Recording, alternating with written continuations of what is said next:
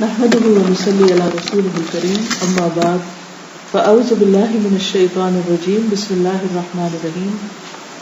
اس کائنات کا مالک اللہ ہے رب العالمین، جس نے ہر چیز کو پیدا کیا اور ہر چیز اس کی وفادار ہے، اس کی حمد و ثنا کر رہی، اس کی تسبیح میں مشغول ہے.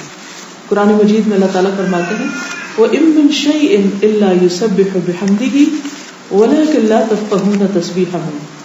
کوئی چیز ایسی نہیں کہ جو اللہ کی تسبیح نہ کر رہی ہو، اور تسبیح کا معنی ہوتا ہے اس کی پاکی بیان کرنا، کہ اے اللہ تو ہر عیب سے پاک ہے، اللہ کی تعریف کرنا،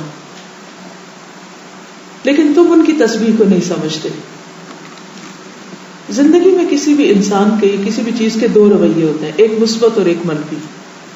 ایک رویہ یہ ہوتا ہے کہ ہم اپنے محسن کا شکر ادا کریں، جس نے ہمارے ساتھ اچھا کیا ہو، ہم پر کوئی احسان کیا ہو، ہم اس کو اپریشیٹ کریں اور ہم اس کے احسان کو اکنالج کریں. وہ محسن کوئی بھی ہو سکتا ہے.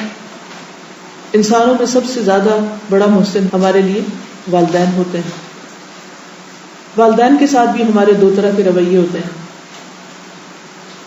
کچھ لوگ اپنے والدین کی قدر کرتے ہیں، ان کی طرف سے ہونے والی انسانی کمی کوتاہی کو درگزر کرتے ہیں، ان کی محنت اور کوشش کو اپریشیٹ کرتے ہیں، کسی بھی طرح زبان سے یا اپنے عمل سے یا رویے سے. کچھ ایسے لوگ ہوتے ہیں کہ جن کی سوچ منفی ہوتی اور وہ والدین کی چھوٹی موٹی کوتاہیوں کو بھی اتنا ہائی لائٹ کرتے ہیں اور جہاں بیٹھتے ہیں ان کی برائی سے بھی باز نہیں آتے اور کچھ نہ کچھ ان سے شکوہ شکایت کرتے ہی رہتے ہیں. اسی طرح دوسرے انسانوں کے ساتھ بھی، مثلا خواتین کے لیے شوہر اچھے ہوں یا برے، بہرحال ان کے کچھ احسانات بھی ہوتے ہیں. اور ہر انسان دوسرے انسان کے لیے جہاں فائدہ مند ہوتا ہے وہاں کچھ نہ کچھ بعض اوقات تکلیف دہ رویہ بھی اس کی طرف سے ہوتا ہے. اسی طرح ہمارے بچے اگر وہ ہمارے لیے کچھ کرتے ہیں، یا دوسرے انسان جنہوں نے ہمارے اوپر کسی بھی طرح کا کوئی احسان کیا ہوتا ہے، جب انسان کسی کی تعریف کرتا ہے یا کسی کا شکریہ ادا کرتا ہے یا کسی کی خوبیوں کو ذہن میں رکھتا ہے تو ہم بعضوں کو سمجھتے کہ شاید اس کا فائدہ دوسرے انسان کو ہوگا، حالانکہ اس کا سراسر فائدہ خود ہمیں ہو رہا ہوتا ہے، کیونکہ ہمارے اندر سے ہیپی ہارمونز نکل رہے ہوتے ہیں جس سے ہمارا اپنا پورا ایک رویہ اور ایک پورا ایٹیٹیوڈ تبدیل ہو جاتا ہے. لیکن اس کے برعکس جب ہم دوسرے لوگوں کے بارے میں منفی سوچتے ہیں اور نیگیٹو ہر ان کی چیز کو نیگیٹولی لیتے ہیں یا ان کو کریٹیسائز کرتے رہتے ہیں تو نتیجہ کیا ہوتا ہے کہ اس شکوے شکایت والے رویے سے خود ہمارے اندر ایک ڈپریشن آنے لگتا ہے اور ہر چیز کے اندر اس کا تاریک پہلو، اس کا اندھیرا پہلو اور اس کی ناپسندیدہ چیزیں انسان کو بہت بادر کرتی ہیں. یہی طریقہ انسان کا اپنے رب کے ساتھ بھی ہے. بعض لوگ اپنے رب کی حمد و ثنا کرتے ہیں، تعریف کرتے ہیں، شکر ادا کرتے ہیں اور اس کی طرف سے جو نعمتیں ملی ہیں ان پر بہت ہی اس سے محبت کرتے ہیں، ایک ایک چیز کو اپریشیٹ کرتے ہیں جو بھی اس نے پیدا کیا. اس کے برعکس کچھ لوگ ہوتے ہیں وہ اللہ تعالیٰ کی طرف سے ملنے والی چیزوں کو تو یاد نہیں رکھتے، ان احسانات کو تو بھول جاتے ہیں، لیکن ہاں اگر کوئی کمی بیشی زندگی میں ہے، چونکہ یہ زندگی ایک ٹیسٹ ہے، اگر اس میں صرف خوشیاں ہی ہوتی اور تکلیف دہ چیز نہ ہوتی تو پھر تو کوئی امتحان ہی نہیں تھا.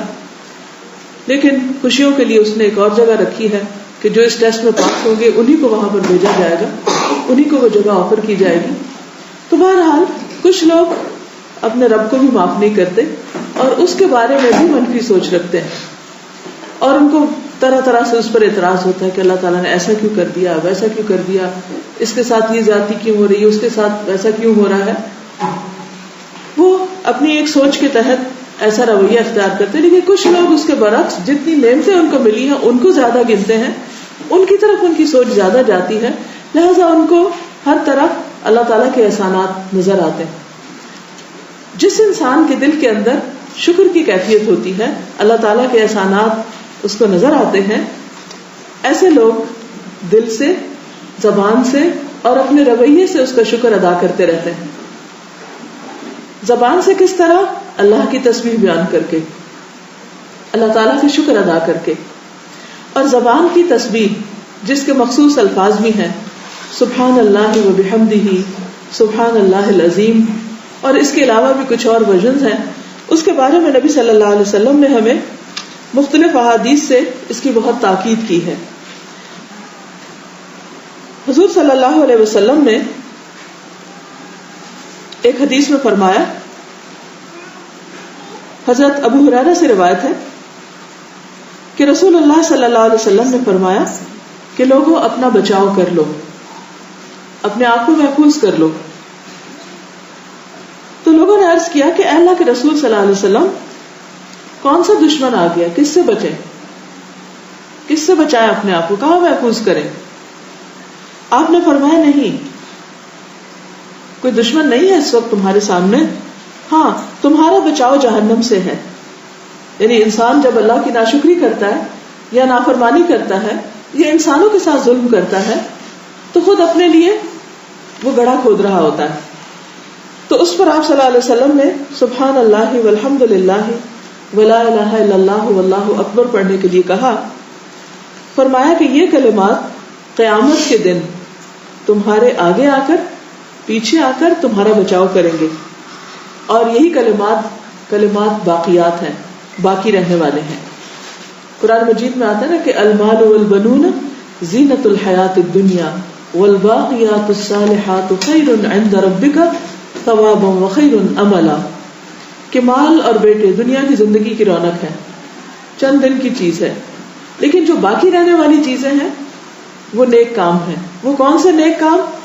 تو ان کاموں کی لسٹ میں ایک ان تسبیحات کا ذکر کرنا اور اللہ کی تعریف کرنا اور اللہ تعالیٰ کی نعمتوں کا شکر ادا کرنا ہے. اس میں آپ دیکھیے کہ جن کو آپ نے یہ کہا اس میں ایک تو سبحان اللہ، اللہ پاک ہے، پھر والحمد للہ، تعریف اللہ کے لیے ہے، اور پھر لا الہ الا اللہ، اللہ ایک ہے، یعنی نہیں کوئی الہ مگر اللہ، اور اللہ اکبر. یہ کلمات جو انسان پڑھتا ہے، اللہ کی تعریف بیان کرتا ہے، اللہ کی بڑائی بیان کرتا ہے، اللہ تعالیٰ کو بے عیب قرار دیتا ہے، تو قیامت کے دن یہ اس کے لیے ایک پروٹیکشن کا باعث ہوگی.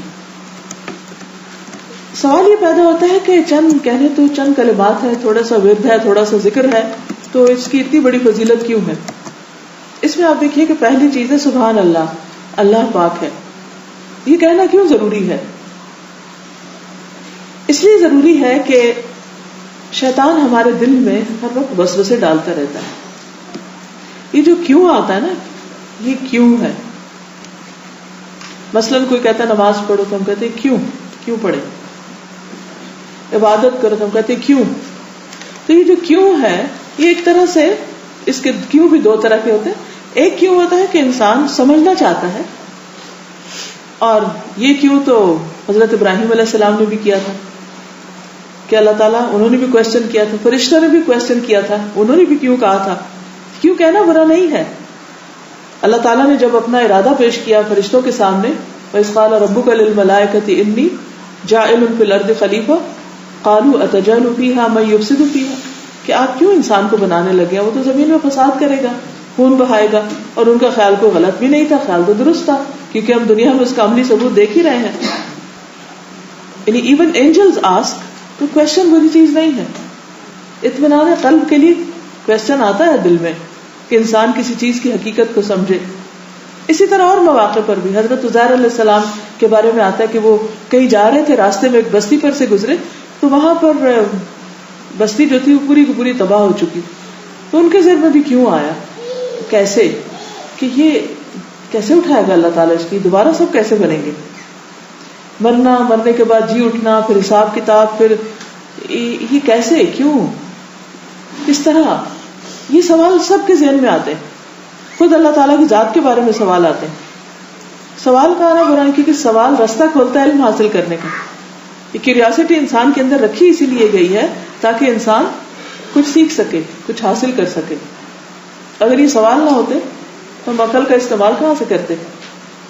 تو جب پازیٹیولی ہم سوال کرتے ہیں تو اس میں کوئی حرج نہیں ہے کہ بات کو مزید سمجھنے کے لیے. لیکن ایک سوال ہوتا ہے اعتراض کے لیے، کسی کے کام کو لیٹ ڈاؤن کرنے کے لیے، اس کو حقیر کرنے کے لیے، اس کو ڈیگریڈ کرنے کے لیے، اس کو اس کی شان سے کم کرنے کے لیے.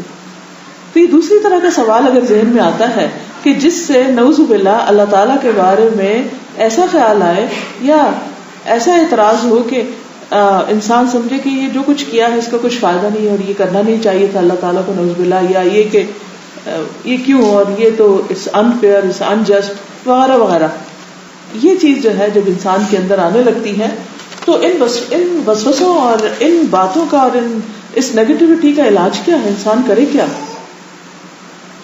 اس کے لیے جو حل بتایا گیا وہ ہے اللہ کا ذکر, کہ انسان کے دل میں جو ہی ایسی کوئی بات آئے تو انسان کے سبحان اللہ, اللہ پاک ہے اس بات سے کہ کوئی بھی غلط کام کرے یا کوئی ناانصافی کا فیصلہ کرے یا کسی کے ساتھ ظلم کرے یا کسی کے ساتھ زیادتی کرے.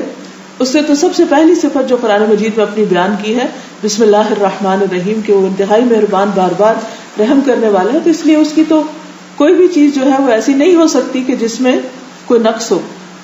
اس کا ہر کام جو ہے وہ فائدے کا ہی ہے. پھر آپ دیکھیے کہ اس کو مزید یہ تو اس کو یعنی ہر چیز سے بے عیب قرار دینا ہے, جو بھی وسوسہ ہے کہ سبحان اللہ ہو نہیں سکتے.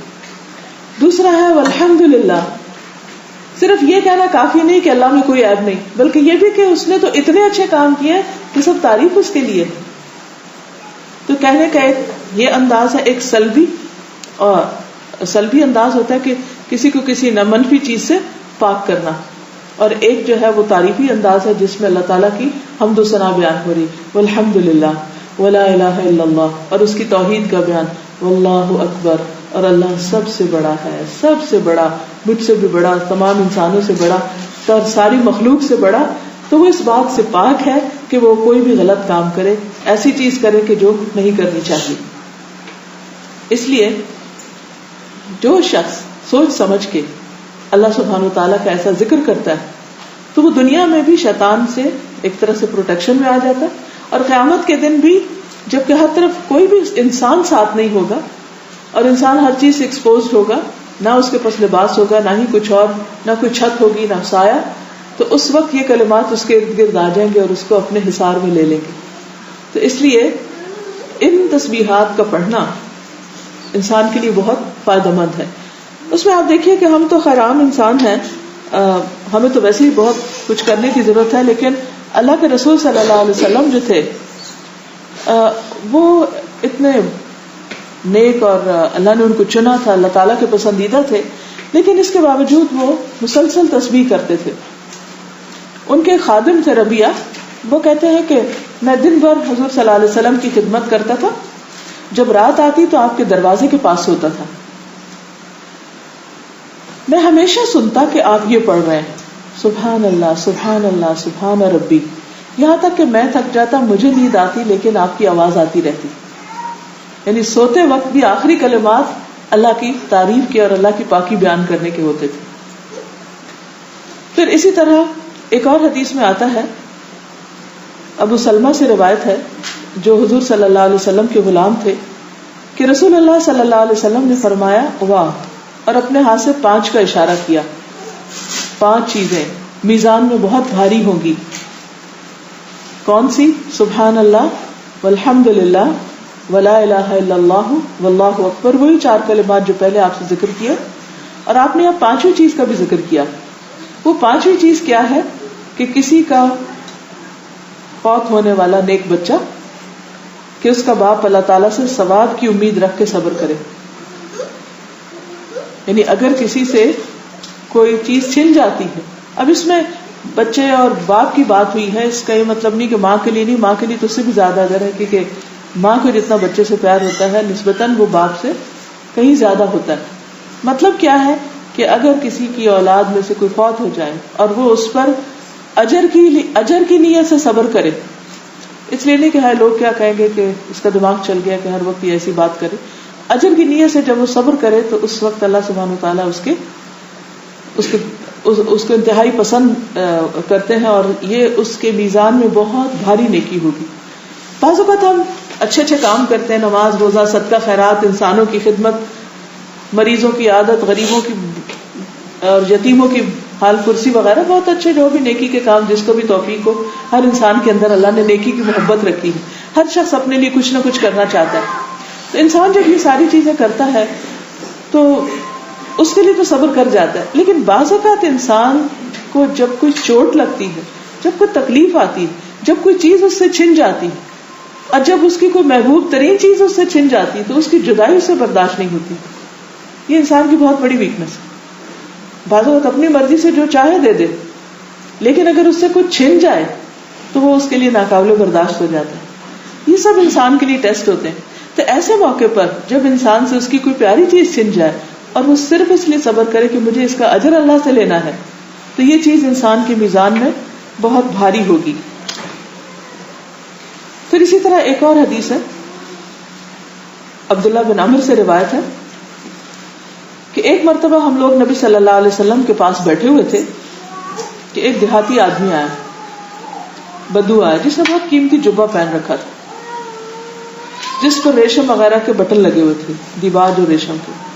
آپ صلی اللہ علیہ وسلم نے فرمایا کہ اس نے تو مکمل طور پر فارس بن فارس، یعنی ایک فارسی انسان یا پرشین جیسے شخص کی وضع اختیار کر رکھی ہے، جب کہ ہو عرب، یعنی ہو تم کچھ لیکن تم نے لباس کسی اور قوم کا پہن رکھا ہے، یعنی ایک طرح سے امیٹیشن کر رکھی ہے. ایسا لگتا ہے کہ اس کے یہاں فارسی نسلی کے بچے پیدا ہوئے، یعنی اس کی اولاد کی ساری وضع قطع چینج ہو جائے گی اور چرواہوں کی نسل ختم ہو جائے گی، کیونکہ وہ چرواہوں میں سے ہوگا. بہرحال یہ آپ صلی اللہ علیہ وسلم نے ایک صرف تجزیہ کر کے بتایا، کیونکہ ایک اور حدیث میں آتا ہے من تشبہ بقوم فہو منہم، جو کسی قوم کی مشابہت اختیار کر لیتا ہے وہ انہی میں سے ہو جاتا ہے. اور اسی لیے آپ نے دیکھا ہوگا کہ بعض لوگ ہوتے اصلاً عرب ہیں، لیکن اگر وہ ایران میں یا پاکستان یا انڈیا وغیرہ چلے گئے تو ان کی آئندہ نسلیں جو عرب نہیں لگتی، وہ بالکل انہی کی طرح ہو جاتی، کیونکہ انہوں نے اسی کلچر کو اڈاپٹ کر لیا. بہرحال یہ چینجز بہت نیچرل ہیں. پھر آپ نے اس کے جبے کے مختلف حصوں کو پکڑ کر جمع کیا اور فرمایا میں تمہارے جسم پر بیوقوفوں کا لباس نہیں دیکھ رہا، یعنی کہ ایسا لباس نہیں ہے کہ کوئی جو ناسمجھو والا ہو، یعنی اٹس اوکے. پھر فرمایا اللہ کے نبی نوح علیہ السلام کی وفات کا وقت جب قریب آیا تو انہوں نے اپنے بیٹے سے فرمایا.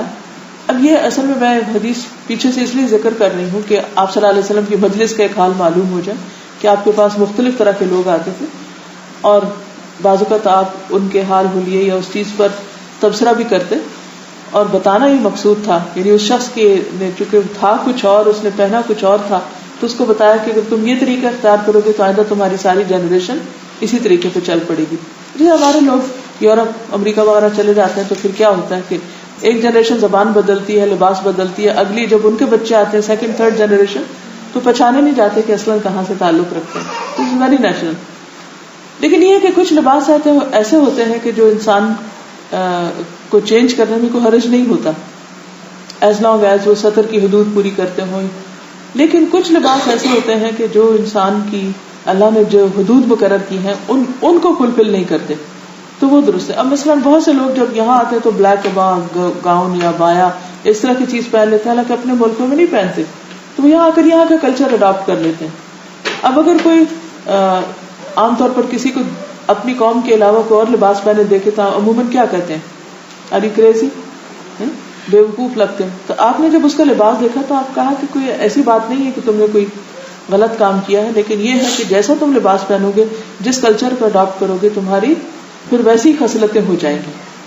اس بات کے بعد آپ نے ایک وصیت کی، اور وہ وصیت خود نہیں کی بلکہ نوح علیہ السلام کی وصیت کو دہرایا کہ ان کی وفات کا جب وقت قریب آیا تو انہوں نے اپنے بیٹے سے فرمایا کہ میں تمہیں ایک وصیت کر رہا ہوں جس میں میں تمہیں 2 باتوں کا حکم دیتا ہوں اور 2 باتوں سے روکتا ہوں.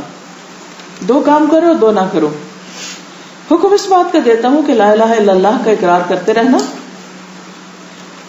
کیونکہ اگر 7 آسمان اور 7 زمینوں کو ترازو کے ایک پلڑے میں رکھا جائے اور لا الہ الا اللہ کو دوسرے پلڑے میں، تو لا الہ الا اللہ والا پلڑا جھک جائے گا. یعنی اس کائنات کی سب سے وزنی اور سب سے پرفیکٹ بات جو ہے وہ ایک اللہ کا اقرار کرنا ہے، شرک سے بچنا ہے. اور اگر 7 آسمان اور 7 زمینیں ایک بند کڑے کی شکل اختیار کر لیں، ایک رنگ بن جائے یا ایک سرکل کی شکل، تو لا الہ الا اللہ اس کو بھی توڑ دے گا. یعنی اتنی مضبوط چیز ہے، اتنی طاقت ہے اس میں. اسی لیے کہتے ہیں کہ جب دل گھبرا رہا، جب کوئی پریشانی ہو تو کثرت کے ساتھ لا الہ الا اللہ لا الہ الا اللہ لا الہ الا اللہ پڑھتے جاؤ، تو ایسے لگے گا کہ بند دل کھلنے لگ گیا، دل کی سختی دور ہونے لگی، پریشانی دور ہونے لگی، گھبراہٹ دور ہونے لگی. اگر کوئی بھی کبھی بھی کسی کو ڈپریشن میں دیکھیں، آپ دیکھیں خواتین کے اوپر ہارمونل چینجز کی وجہ سے بہت سی ایسی کیفیات آتی رہتی ہیں. بعض اوقات پریگنینسیز میں خواتین کے اوپر ڈپریشن آ جاتا ہے، بعض اوقات پوسٹ نیٹل ڈپریشن ہوتا ہے. تو ایسی کیفیات میں بھی جب اگر آپ کسی کو دیکھیں تو ضرور اسے ریکمینڈ کریں کہ لا الہ الا اللہ کثرت سے پڑھو، یعنی صرف اتنا ہی لا الہ الا اللہ لا الہ الا اللہ بیٹھ کے پڑھتے جاؤ. تو تھوڑی دیر کے بعد وہ کیفیت جو ہے وہ ختم ہونے لگتی، کیونکہ مختلف الفاظ جو ہیں وہ جب ہماری زبان سے نکلتے ہیں، ہمارے کان سنتے ہیں، ہمارے دل پہ ان کا اثر جاتا ہے، تو وہ پورے باڈی کے اندر کا جو اس کے اندر کیمیکل ریئیکشنز ہوتے ہیں اور انسان کی فیلنگز بدل جاتی. اسی لیے آپ نے دیکھا ہوگا کہ بعض اوقات کوئی نیوز آپ سنتے ہیں یا دیکھتے ہیں یا کوئی خاص قسم کی کوئی نشید وغیرہ سنتے ہیں تو آپ رونے لگتے ہیں بیٹھ کے، حالانکہ کوئی رونے کی وجہ نہیں ہوتی، تو آپ کے اپنے اندر ایک چینج آیا اس کچھ سن کے. تو سننے اور پڑھنے سے بھی انسان کے اندر تبدیلیاں آتی. دوسری بات کہی کہ دوسرا یہ کہ سبحان اللہ و بحمدہ کا ورد کرتے رہنا، کہ یہ ہر چیز کی نماز ہے. کائنات کی ہر چیز اپنی تسبیح کر رہی ہے، نماز پڑھ رہی ہے، اور ان کی نماز کیا ہے؟ سبحان اللہ و بحمدہ. اور اس کے ذریعے مخلوق کو رزق ملتا ہے اور شرک اور تکبر سے روکتا ہوں. میں نے یہ کسی اور نے پوچھا، یا رسول اللہ صلی اللہ علیہ وسلم، شرک تو ہم سمجھ گئے، تکبر سے کیا مراد ہے؟ کیا تکبر یہ ہے کہ کسی کے پاس 2 عمدہ تسموں والے 2 عمدہ جوتے ہوں، یعنی کہ کوئی ڈیزائنر شوز ہوں تو وہ شخص متکبر ہے؟ آپ نے فرمایا نہیں. پھر پوچھا کیا تکبر یہ ہے کہ کسی کے پاس لباس اچھا ہو؟ فرمایا نہیں. سائل نے پھر پوچھا کیا تکبر یہ ہے کہ کسی کے پاس سواری ہو جس پر وہ سوار ہو سکے، یعنی گاڑی ہے، اچھی گاڑی ہے اس کے پاس؟ فرمایا نہیں. سائل نے پوچھا کیا تکبر یہ ہے کہ کسی کے ساتھی ہو جن کے پاس جا کر وہ بیٹھا کرے، یعنی اس کے بہت ملنے جلنے والے لوگ ہیں، اس کا سوشل سرکل بہت وسیع ہے، تو کیا زیادہ لوگوں کے ساتھ جان پہچان یہ تکبر ہے؟ کیونکہ آپ پر اسٹیٹس کے سمبل یہی ہوتے ہیں نا، اچھا جوتا، اچھا لباس، اچھی سواری اور جان پہچان کا سرکل. تو آپ نے فرمایا نہیں، یہ تکبر نہیں. سائل نے پوچھا یا رسول اللہ صلی اللہ علیہ وسلم پھر تکبر کیا ہے؟ تکبر کیا ہے پھر؟ یعنی اگر اچھی چیزیں استعمال کرنا تکبر نہیں. فرمایا حق بات کو قبول نہ کرنا، یعنی جب کوئی صحیح بات سامنے آئے اور سمجھ بھی آئے اینڈ اٹ میک سینس تو اس کو ریجیکٹ کر دینا کہ no doesn't make sense to me, اپنی عقل کو اس سے اوپر لے جانا اور لوگوں کو حقیر سمجھنا. اب دیکھیے کہ بعض اوقات ہمارے اندر عاجزی ہوتی ہے الحمدللہ، اور ہم لوگوں کو امپورٹنس دے رہے ہوتے ہیں، لیکن کچھ نہ کچھ لوگ ہماری ویکنس بھی ہوتے ہیں. ہو سکتا ہے کہ وہ ہمارے سرونٹس ہوں یا وہ کوئی ریلیجس طبقہ ہو. بعض اوقات آپ نے دیکھو کہ بیٹھے بیٹھے مولوی وغیرہ کے اوپر باتیں شروع کر دیتے ہیں، یا کسی اور پولیٹیشنز پہ یا اس پہ یا اس پہ، یا کسی خاص نیشن پہ، قوم پہ، یہ تو گئے گزرے لوگ ہیں، فلاں ایسا ہے فلاں ایسا ہے. ہمیں نہیں زیب دیتے کہ ہم اس طرح کے ججمنٹل ہوں اور اس طرح کی باتیں کریں، اور ہمیں پتہ بھی نہ ہو کہ منہ سے کیا نکال رہے ہیں کس کے خلاف. جو کوئی ہے وہ ہے، یا تو ہم اس کو سمجھائیں اور اس کا کچھ بھلا کریں، یا پھر ہم خاموش رہیں. ہمیں حق نہیں کہ ہم لوگوں کو حقیر سمجھیں. تو جو انسان اپنے آپ کو دوسروں سے بہتر سمجھ کے دوسرے انسانوں کو میں سے کم سمجھتا ہے وہ تکبر کا شکار ہے. اب آپ دیکھیے کہ آپ کے پاس لیٹسٹ گاڑی ہے، کوئی بات نہیں، اللہ نے آپ کو توفیق دی ہے لینے کی، بیٹھنے کی، انجوائے اٹ. لیکن اگر آپ اس میں بیٹھ کے جو پاس گاڑی کھڑی ہے اس پہ ہنس رہے ہیں کہ دیکھو کس پٹیچر گاڑی پہ فلاں بیٹھا ہوا ہے، دس از تکبر، کہ آپ اس کو لیٹ ڈاؤن کر رہے ہیں صرف اس لیے کہ آپ کے پاس، یا آپ قیمتی گاڑی اور آپ اندر بیٹھے ہیں تو آپ کے اندر ایک اکڑ سی آ جاتی میں سب سے اچھا ہوں. یہ کیفیت اللہ کو پسند ہے. اسی لیے اللہ تعالیٰ نے ہمیں سفر کے وقت، سواری کے وقت دعائیں سکھائی ہیں. اور سب سے پہلے کیا دعا؟ سبحان الذی سخر لنا ھذا. اللہ کی تعریف، اللہ ہی نے سب کچھ کیا کہ اس نے ہمیں یہ گاڑی دی، اسے ہمارے لیے مسخر کیا. وما كنا له مقرنين، ہماری تو استطاعت نہ تھی کہ ہم اپنے لیے لا سکتے. وإنا إلى ربنا لمنقلبون. اور اسی طرح کی اور دعائیں جس میں اللہ کی تعریف اور 3 بار اللہ اکبر اور اس طرح کی بہت ساری چیزیں. تو اس لیے جب انسان اللہ کی تعریف بیان کرتا ہے تو پھر دل کے اندر سے تکبر بھی نکلتا ہے. یعنی تکبر کا علاج بھی اللہ کی بڑائی اور اللہ کی پاکی اور اللہ کی تسبیح کرنا ہے. پھر اسی طرح ایک شخص آپ کے پاس آیا اور کہا کہ میں سفر پہ جانے لگا ہوں، تو آپ نے اور مجھے آپ کو نصیحت کیجیے، کوئی وصیت کیجیے. عام طور پہ ہم ایک دوسرے ملتے ہیں، ہم کہتے ہیں ہم جا رہے ہیں، کوئی اچھی بات کہیے ہم کو.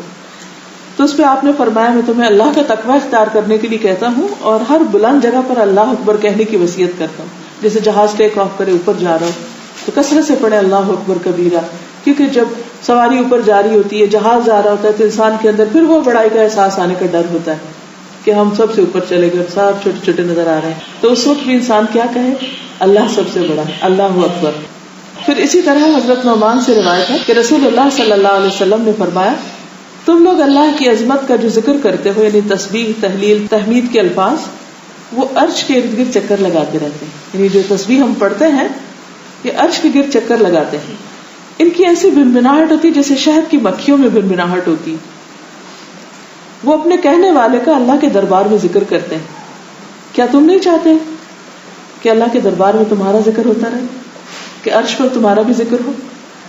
آپ دیکھیں، جب انسان کو یہ پتہ چلتا ہے کہ دنیا میں فلاں جگہ کسی بڑے نے میرا نام لیا یا کسی خاص مجلس میں مجھے یاد کیا گیا، تو انسان بڑا پراؤڈ فیل کرتا ہے۔ لیکن دنیا کی کسی بھی مجلس سے بڑی اللہ کا عرش اور اللہ کا دربار ہے، تو جو شخص یہ چاہتا ہو کہ وہاں اس کا ذکر کیا جائے، اور جیسا کہ قرآن مجید میں بھی آتا ہے، فَاذْكُرُونِی اذکرکم، تو مجھے یاد کرو میں تمہیں یاد کروں گا، تو اس کے لیے ضروری ہے کہ انسان کثرت سے اللہ کی تسبیح بیان کرتا رہے۔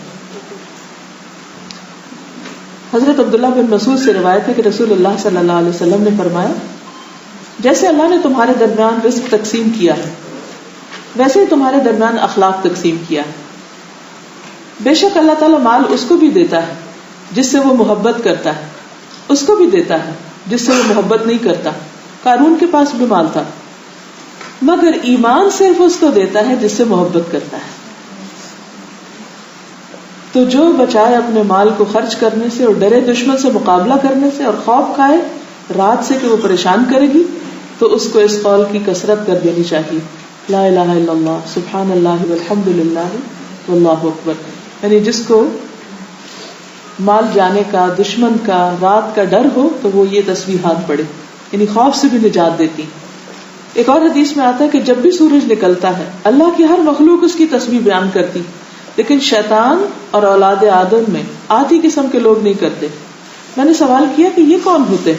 فرمایا بدترین انسان، اللہ کی مخلوق میں سے بدترین کو آتی کہتے ہیں، کہ جو لوگ سرکش ہیں وہ اللہ کا ذکر نہیں کرتے۔ آپ نے فرمایا اللہ کے نزدیک اس مومن سے زیادہ کوئی افضل نہیں جس نے اسلام میں اپنی تسبیح، تکبیر اور تحلیل کی وجہ سے لمبی عمر پائی۔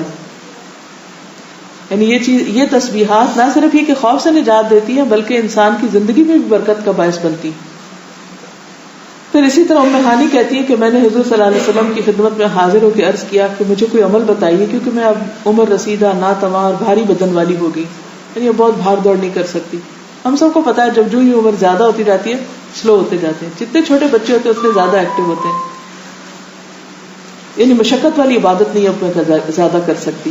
آپ نے فرمایا 100 بار اللہ اکبر کہا کرو، 100 بار الحمدللہ کہا کرو، 100 بار سبحان اللہ کہا کرو، یہ تمہارے لیے اللہ کی راہ میں 100 گھوڑے زین اور لگام کے ساتھ دینے سے بہتر ہے، اور 100 اونٹوں سے بہتر ہے، 100 غلام آزاد کرنے سے بہتر ہے۔ یعنی اگر تم ان تسبیحات کا ورد کرتی رہو گی تو اتنا صدقہ خیرات اور اتنی بڑی بڑی نیکیاں کرنے کے برابر ثواب پالو۔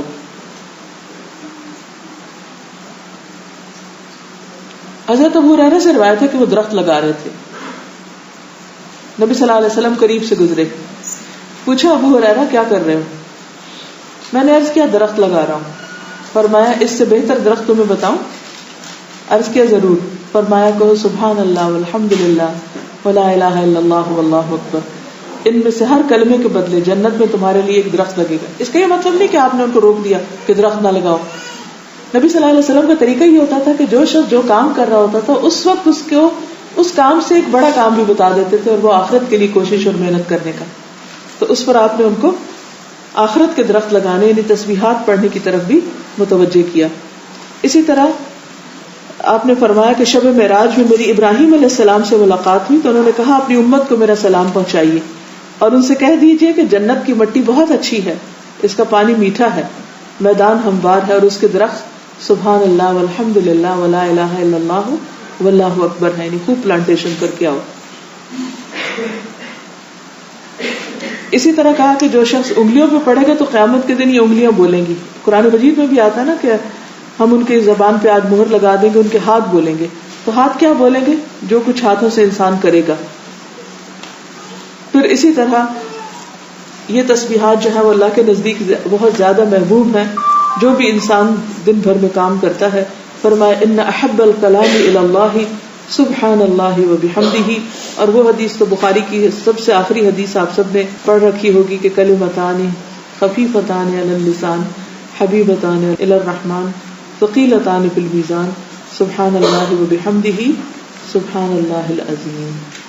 تو خلاصہ یہی ہے کہ انسان کثرت کے ساتھ تسبیح کرتا رہے, اور خصوصاً جو یونس علیہ السلام کی تسبیح تھی جس پر وعدہ کیا گیا قرآن مجید میں کہ کذالک ننجی المؤمنین, ہم مومنوں کو ایسے ہی غم سے نجات دیں گے, کیونکہ اللہ تعالیٰ نے اس کلمے کی بدولت یونس علیہ السلام کو مچھلی کے پیٹ سے نکالا اور ان کو تکلیف سے نجات دی, اور ساتھ ہی وعدہ کیا کہ باقی مومنوں کے لیے بھی یہی بشارت ہے, یعنی صرف ان کے لیے خاص نہیں تھی بلکہ اوروں کو بھی پڑھنی چاہیے.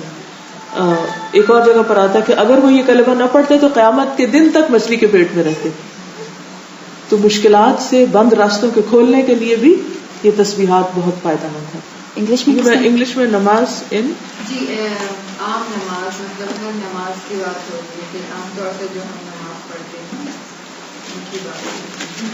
ہاں ذرا سا کوشچن کلیئر کر دیں اگر مجھے سمجھ میں نہیں آیا. اچھا وہ عام طور سے یہ بات ہو رہی ہے کہ نماز جو ہے وہ شلوار میں نہیں ہوتی. اچھا شلوار میں شلوار لفظ نہیں پڑھ پائی, سوری. کیوں شلوار میں کیوں نہیں ہوتا؟ یہ بس ابھی نئی بات سنی ہے پچھلے دنوں. تو ہاں کہ وہ کہ مطلب یہ کہ پیر نظر آتے ہیں تو یہ جو ٹوز ہے جو ناخن ہے وہ آئی تھنک اس کا یہ مطلب ہم نے سنا ہے کہ یہ نہیں نظر آنی چاہیے. تو انہوں نے کہا کہ شلوار میں نماز نہیں ہوتی, اور جو بھی شلوار میں نماز ہوئی ہے وہ نلفائی ہوتی ہے. تو اب یہ بہت مطلب ایک چیز ہے آپ کو بے چین کرتی ہے کہ ابھی تک کبھی سنی نہیں تھی. میکسی پہنے یا ابایا پہنے, جی جو پاؤں ڈھک جاتا ہے جی, اور شلوار مطلب ٹانگوں کے درمیان گیپ نہیں اور سمجھ. یہ جو بات ہے نا کہ ٹانگوں کے درمیان گیپ نہیں ہو, یہ بات درست نہیں ہے, لیکن یہ بات درست ہے کہ پاؤں جو ہے وہ ڈھک کے پڑھنا زیادہ وہ فائدہ مند ہے, یعنی زیادہ افضل ہے. لیکن یہ کہنا کہ جس کے پاؤں ڈھکے نہ ہو اس کی نماز ہی نہیں ہوئی, یہ غلط ہے.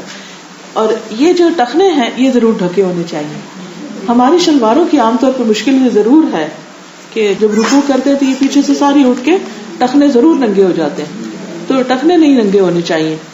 اور اس میں یہ ہے کہ جو بڑی چادر ایک ہوتی ہے اس آسان ہوتا ہے کیونکہ بازو کا بازو بھی سارے کھل جاتے ہیں, وہ بھی نہ کھلے ہوئے, بال نہ کھلے ہوئے ہوں.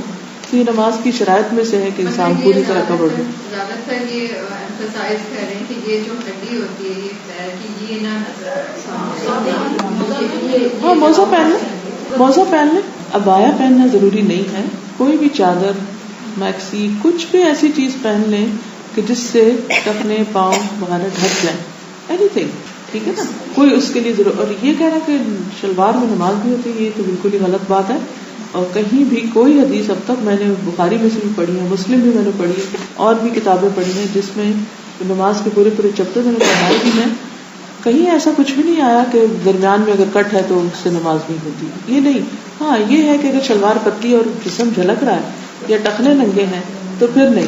اور جو پاؤں والی بات ہے اس میں بہرحال اختلاف موجود ہے. افضل یہی ہے کہ پاؤں ڈھکے ہوئے ہوں, لیکن اب یہ کہنا کہ جو ہو چکا وہ نہ پائے گی یہ بھی غلط ہے کہنا. کیوں؟ جب قبلہ تبدیل ہوا تھا تو کچھ لوگوں نے اس سے پہلے جو نمازیں پڑھی تھی تو اللہ تعالیٰ نے ان کو پریشانی ہوئی کہ ان کی نمازیں ضائع تو نہیں ہوگی. فرمایا کہ وما کان اللہ لیضیع ایمانکم, لا علمی میں انسان سے اگر کوئی کمی ہو جاتی ہے اور انسان توبہ کر لیتا ہے تو اس کی پچھلی چیزیں بھی, غلطیاں بھی, سورۃ الفرقان میں آتا ہے, وہ نیکیوں میں تبدیل ہو جاتی ہے. کوئی بھی ایسے تنگ چوڑی دار پاجامہ کی جسے پوری شیپ نظر آ رہی ہو وہ ٹھیک نہیں, کیونکہ جسم کا سطح ڈھکا ہوا ہونا چاہیے.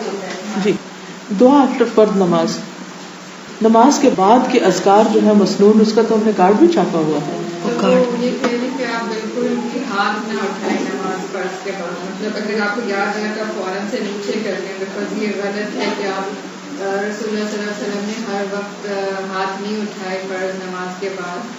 تو آپ جو ہے جتنی دعائیں پڑھنی ہیں یا آپ سجود میں پڑھیں یا آپ تشہد کے بعد پڑھیں, بس آپ نماز ختم کر کے ہاتھ نہ اٹھائے کریں.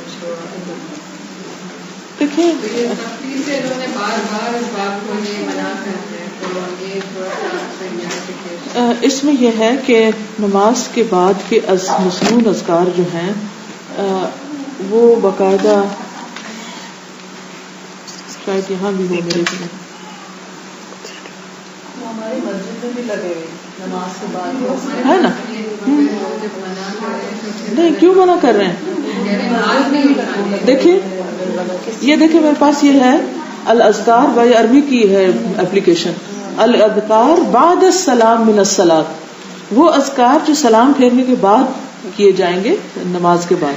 3 دفعہ استغفر اللہ اکبر اللہم انت السلام والی، پھر لا الہ الا اللہ وحدہ لا شریک اور اینڈ تک ولو کرہ الکافرون. پھر تسبیحات ہیں، پھر 3 دفعہ قل هو اللہ، قل اعوذ برب الفلق، قل اعوذ برب الناس، آیت الکرسی، اللہم انی اسألک علما نافعا. یہ دعائیں موجود ہیں اور اس کے علاوہ بھی آپ کے دل میں کوئی دعا ہے تو آپ کر سکتے ہیں. نمبر 1. دوسری بات یہ ہے کہ اس کو فرض نہیں کرنا چاہیے کہ دعا کے لیے ہاتھ اٹھانا ہی لازم ہے. اس طرح بھی پڑھ سکتے ہیں اور اگر کسی نے اٹھایا تو ہم یہ نہیں کہہ سکتے کہ یہ کوئی غلط کام کر رہا ہے، لیکن کیونکہ دعا مانگنا ہے نا اور مانگنے کے لیے ہاتھ اٹھانے میں کوئی حرج نہیں. لیکن یہ سمجھنا کہ اگر کسی نے ہاتھ نہیں اٹھائے اس کی دعا نہیں ہوئی، یہ درست نہیں. دونوں طرح اٹھائیں نہ اٹھائیں، یہ ایسی چیزیں نہیں کہ جس کے اوپر اتنی شدت اختیار کی گئی ہو کہ اگر کوئی اٹھا رہا ہے تو اس کو ہم بالکل ہی ڈسکارڈ کر دیں، اور اگر کسی نے نہیں اٹھایا تو ہم کہیں اس نے دعا ہی نہیں مانگی.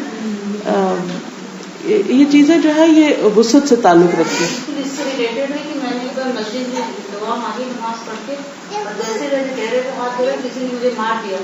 یہ بدعت ہے، یہ لوگ ایسے نہیں کرتے. تو میں نے کہا میں تو دعا کے سارے جو آداب میں نے پڑھا ہوا ہے آداب میں ہے تو یہ ایسا بالکل ایسا ہوتا ہے. تو یہ بالکل بچیوں کو منع کیا جواب جاتا ہے. ملا نہیں اس کتاب میں، کتاب دعا میں دعا کے آداب اس میں بھی ہاتھ تیرے ہاتھ کرنا تو ہم چلی جا سکے. صحیح. اصل میں بات یہ ہے کہ ہمارے دین میں بہت وسعت ہے.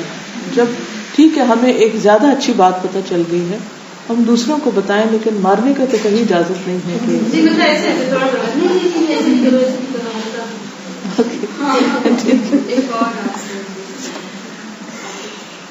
ایک اور آپ سے جی پوچھیے. ایک اور یہ ہے کہ انہوں نے یہ بتایا کہ جیسے اگر نماز کا وقت ہو جائے تو نماز کھڑے ہو کے پڑھنا چاہیے، اور اگر کھڑے ہونے کی جگہ یا ٹریفک میں یا کچھ ہے تو آپ ایسے کریں کہ آپ کہیں بیٹھ کے نہ پڑھیں، تو آپ چاہے وقت گزر بھی رہا ہو بٹ آپ گھر جا کے کھڑے ہو کے پڑھیں. مطلب آپ کی نماز تو قضا ہو جائے گی مگر آپ کھڑے ہو کے پڑھیں، تو آپ اس کے لیے آپ چاہے جتنی دیر میں گھر پہنچے مگر گھر پہنچ کے ہی نماز پڑھیں.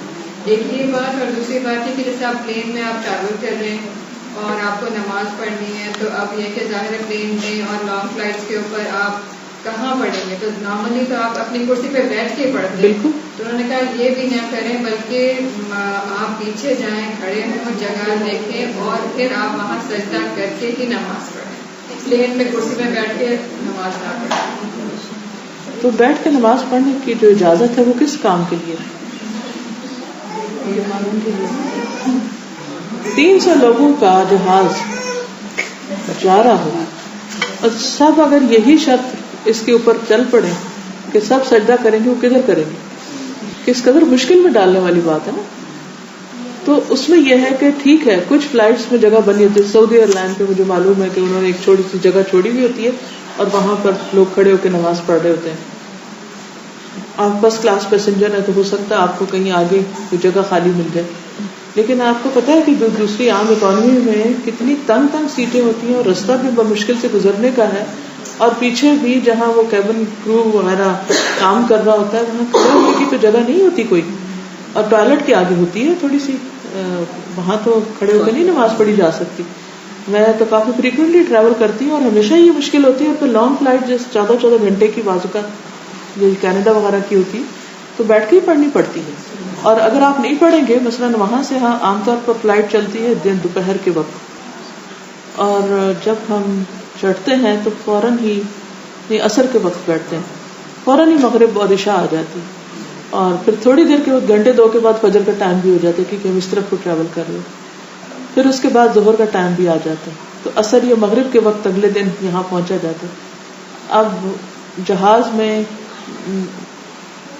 ایسی جگہ مجھے تو نظر نہیں آتی کہ جہاں میں یہ ساری نمازیں 5 نمازیں تو آتی ہی آتی ہیں کہ وہ کھڑے ہو کر کہیں پڑھی جا سکے. اگر پڑھ سکتے ہیں تو بہت اچھا ہے، اور اگر نہیں تو لازم نہیں کر سکتے آپ. اور جہاں تک گاڑی وغیرہ کے تعلق ہے تو اب دبئی میں تو آپ دیکھیے کتنی آسانی ہے، ہر موڑ پہ مسجد ہے، اور اس میں عورتوں کا بھی انتظام ہے. کہیں بھی آپ جائیں، مالز میں مسجدیں یہاں تو کوئی مشکل نہیں کہ گھر جا کر انسان پڑھے. جہاں بھی جگہ آ گئی تو وہاں تھوڑا سا دیکھ لیں، مال میں چلا جائے، اندر تھوڑا مسجد کی طرف یا کسی مسجد میں، تو آرام سے آپ نماز پڑھ سکتے ہیں، کوئی مشکل نہیں. ہاں ٹریفک میں اسٹک ہے جی. اب مثلا عصر کی نماز اگر مغرب ہونے لگی ہے تو قضا ہوگی، لیکن اگر آپ کو پتا ہے کہ میں مغرب سے 10 منٹ پہلے پہنچ جاؤں گا تو آپ گھر جا کے بھی پڑھ سکتے ہیں اس طرح. لیکن اگر آپ جا رہی ہے، وہ بھی اتنا بھی جا رہا ہے، تو قضا نہیں کرنی چاہیے، پھر گاڑی کے اندر ہی پڑھ لیں. ایک اور کوشچن پوچھ رہے ہیں. ہاں جی. فقہ جو ہے نا، اس میں جیسے یہ 4 اسکول ہیں، اس میں کئی لوگ کہتے ہیں صرف ایک کو کریں، ڈفرینٹ نہ کریں. لیکن اگر کوئی ایک چیز ایک میں سے لے، دوسری میں سے لے، وہ سبھی عالم ہیں، سبوں نے کس تو ایسا کر سکتے ہیں. اس میں کرنے کا چیز یہ ہے، مجھ سے جب بھی کوئی پوچھتا آپ کس کو فالو کرتے ہیں تو میں کہتی ہوں سب اماموں کے امام کو کرتی ہوں. یہ بھی سن لیں سارے، جو ابھی پہلے بات ہو رہی تھی استاذہ بتا. کون سی بات؟ یہی استاذہ آپ کی بات. انہوں نے لکھا ہے کہ لوگ کہتے ہیں کہ میرے بارے میں کہ عالمہ نہیں ہے، ٹیچر جو تھے. یہ معلوم نہیں ان کو کہاں سے پتہ چلا. میرے علم میں تو ایسا کچھ نہیں ہے، لیکن لوگوں کو کہیں سے معلوم ہو گیا. چاروں فقہ اسکول کو غلط کہتی ہے، میں کبھی کسی فقہ اسکول کو غلط نہیں کہتی. میں صرف یہ کہتی ہوں کہ اسلام میں وسعت ہے. کسی بھی فقہ اسکول کو آپ فالو کرتے ہو، لیکن اگر آپ کو پتہ چل جائے کہ اس امام کے اوپینین سے اوپر ایک صحیح حدیث موجود ہے تو امام کے اوپینین چھوڑ کر صحیح حدیث لے لیجئے. بس میرا یہ ویو ہے، کیونکہ میں سب اماموں کے امام کو سب سے ٹاپ پہ رکھتی ہوں، لیکن چھوٹے اماموں کو غلط نہیں کہتی. انہوں نے اپنے اپنے طور پر اجتہاد کیا ہے، اپنی دین کو پڑھا ہے، سمجھا ہے، لیکن سمجھنے میں فرق آیا ہے. تبھی تو فرق ہے 4 فقہ میں. اگر وہ سارے عقل کل ہوتے جس کو آپ 100% صحیح کر کے ایک ہی کو فالو کرنا چاہتے ہیں، تو پھر تو سب کو ایک ہی جگہ پہ پہنچنا چاہیے تھا. تو انہوں نے اپنے طور پہ کوشش کی، لیکن کیا کوئی یہ کہہ سکتا ہے کہ ان کا علم کامل تھا؟ کوئی کہہ سکتا ہے؟ کسی بھی انسان کا، خواہ کوئی کتنا بڑا مجدد، مجتہد، اسکالر کچھ بھی ہو، لیکن اس کا علم کامل نہیں ہے. اس سے بھول ہو سکتی ہے، اس سے کچھ چیزیں اس نے پڑھی نہیں ہو سکتی. قرآن مجید میں آتا ہے فوق کل ذی علم علیم، ہر علم والے کے اوپر ایک اور علم والا ہے. تو میرے ایمان میں نبی صلی اللہ علیہ وسلم سارے اماموں سے ٹاپ پر ہیں. لہٰذا میں کسی بھی اسکول کو فالو کرتی ہوں، جب مجھے پتا چلے گا کہ اس بارے میں نبی صلی اللہ علیہ وسلم نے یہ بات فرمائی ہے تو میں سب کو چھوڑ کے ان کو لے لوں گی. تو اس میں کیا غلطی؟ اگر کسی کے دل کو یہ بات نہیں لگتی تو میں نے کبھی اس کو پابند نہیں کیا، لیکن پرسنلی میں یہی کرتی.